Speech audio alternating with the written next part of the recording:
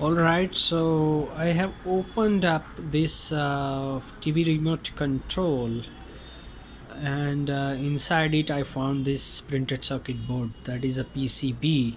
So as you can see, that is one-sided PCB, and there are some information on it, so we are going to explore what it is. So obviously there is one integrated circuit that is seen here, and what we also see here, there are these marks for which there will be a switches. So 1 2 3 4, 1 2 3 4. So in each rows there are four switches, we can say that.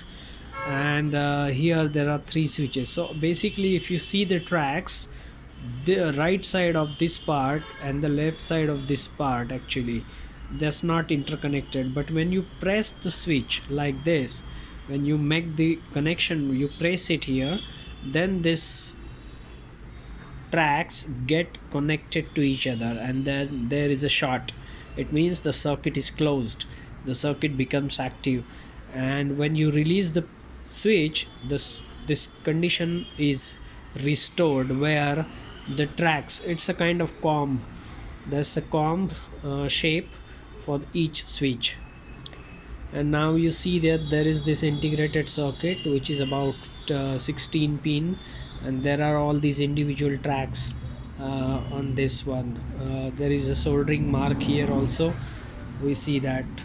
To this side of this PCB, you also can see very clearly those switch tracks, about this one and this one and this one. There is a long switch. Look at this comb structure. These each pins of this com, they are not interconnected, but when make the connection here, I press the switch, there will be a short, and when I release, there will be an open circuit. So here I see that there is this positive and the negative pin. Then on these solder points there is a light emitting diode connected here. So, and the other side of the PC, here goes your battery, that is 1.5 volt, two cells comes here, and that's here also.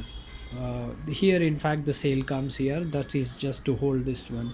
So you see now the other side is just a board, cardboard, but this FR4 material has been used to make such PCB. Look at these green tracks over here, and there is one signal processing IC. So when you press switch, each switch, whether on, menu, turn on, turn off, sound, volume, channel change, all these things, that's how you make the connection. And all these tracks take your signals from the switches to this IC, and accordingly your TV works, and accordingly your TV operates. So hope you found this video useful about what is inside the TV remote control and inside the PCB. Okay, so that's it, so stay tuned.